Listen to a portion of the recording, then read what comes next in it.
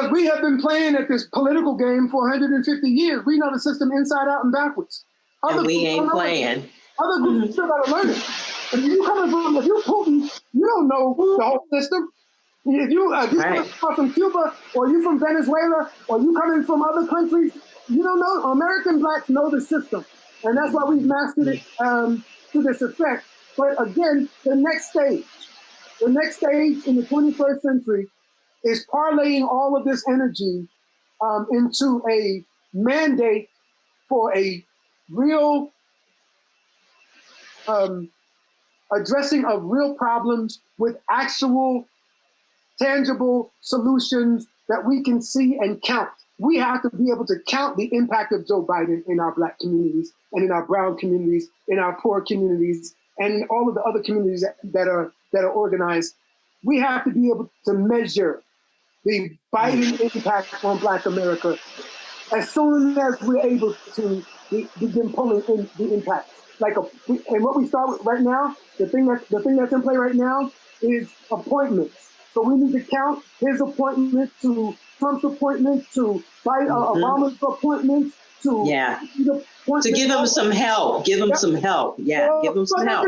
Just to see if he is appointing as many Black people as Bush did or as Trump did. Right? Trump. I mean, Trump. You got the Surgeon General. You got the attorney. You had the head of HUD. You had one or two other people in Trump's otherwise lily white administration, right? Yeah.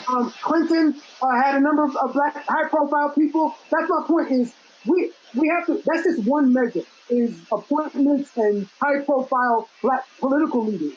But we have got to be able to see construction jobs. We have to be able to see BOCES programming. We have to be able to see things like Upward Bound programming. We need to see things like Job Corps programming. That's real stuff.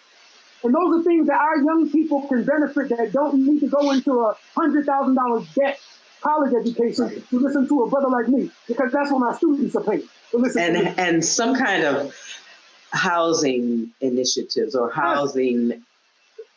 At the local level, we need people to be committed to foster students and the students that are getting independence that need housing. Like you're saying, the newly liberated young people who reach 18, I think it is, or 21 in California. Yeah. That's a whole group of young people that feed into the incarceration system and the prison system that nobody thinks about because they're already blown away people. So what I'm trying to say, again, is there's so much work on so many fronts that needs to be done, but the most powerful front for us to weaponize is our culture as we do all the other work in all of the other front areas. Black culture is Black people's nuclear weapon, and I mean that in the most affirmative, positive sense, not in a violent way. I mean it in an affirmative way of saying, that's your power, people. Your dancing, your music, your religion, your thinking, your rhetorical skills, your poetry, your writing, your teaching. You are an amazing people. Professor Taylor, I want you to give me your definition of Black.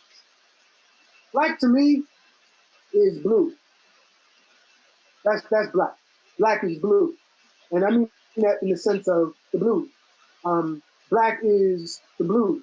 And being Black to me is related to the blues, and the blues is related to being Black. In the South, in Mississippi, that's it's redundant to say Black and blue, under American conditions. How you define Black, academics from, the humanities debate and go back and forth and trouble the category of Blackness, and they slice it and then give you all these exceptions that are not the rule, all these, unusual scenarios with X, X, Y, X, X, X is added X, X. How does that make me fit in your binaries? Well, you have to do all of that special work to get out of it. But generally speaking, I think, we have to recognize that, there's a cultural wellspring from which the African American community and Latino communities operate, and Native American communities too. I think we have to put those areas where we are strong in to work to help us get strong in other areas. So right now, Sunday morning, if it wasn't for COVID, our churches would be full, our people would be there, the pastors would be showing their skills, the deacons would be showing leadership, the women are organizing, and I'm not assuming the women aren't the preachers and the leaders too. I'm not trying to genderize it all. I'm trying to get through a painted scene. And you got, you got all this dynamic Black energy, Black people coming from all of their stress, out of work, out of family dynamics, out of all of the rags and tatter of their Black lives, struggling, trying to make ends meet. When they go to church on Sunday, that's Black. You know, and it ain't like everybody else's. Everybody got their own thing, but you ask what Black is. And to me, Black is being blue in America. And I think James Baldwin and Amiri Baraka, understood that idea. I think Count Basie understood, what I mean. In fact, the picture right there is Miles Davis.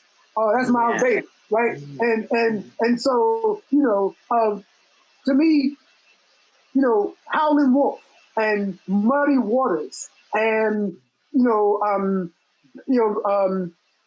Sister Rosa Mae Thornton and Bessie Smith, and Big Mama Thornton, all of these people are our culture, and I'm arguing that we should recognize that right now, if you put on a song, right now, a certain song would make both of us feel the same thing.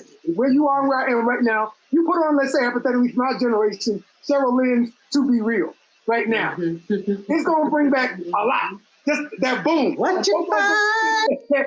We're going to be sitting there, right? And I see that classroom where I can be in my classroom and somebody's radio will come on or their music will come on, and all the students all of a sudden just start dancing together and shit. I'm like, and that's it. It's a rhythm. Jewish people understand who they are as a people, and they're not confused. We allow ourselves to be confused about who we are as a people because of the noise of whiteness and the noise of them requiring us to conform and assimilate and otherwise compromise.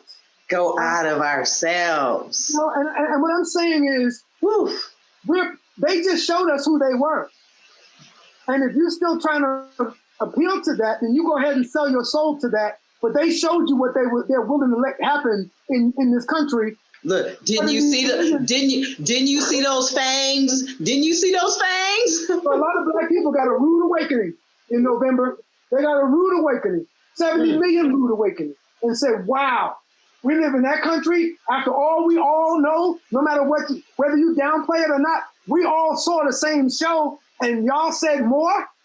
Dr. Taylor, one more. With that, let me just say this. With that, I say they've given us permission to turn our backs on them and focus on our own community development and from issue to issue, work with whoever else is interested in working with us. But I really do think what Black men in particular have been trying to say, especially through these rappers, is we need somebody to speak to Black issues specifically, not just Q. All of them were saying, who gonna talk to the brothers? Because so much of the Black feminist movement, the intellectual movement, they have plenty of sisters out there on the forefront. Many of them are my good friends and allies and colleagues. I support them 100%. But there are plenty of sisters out there on the front lines engaging on intersectional analysis and advocating. I could name Tommy Curry amongst Black men.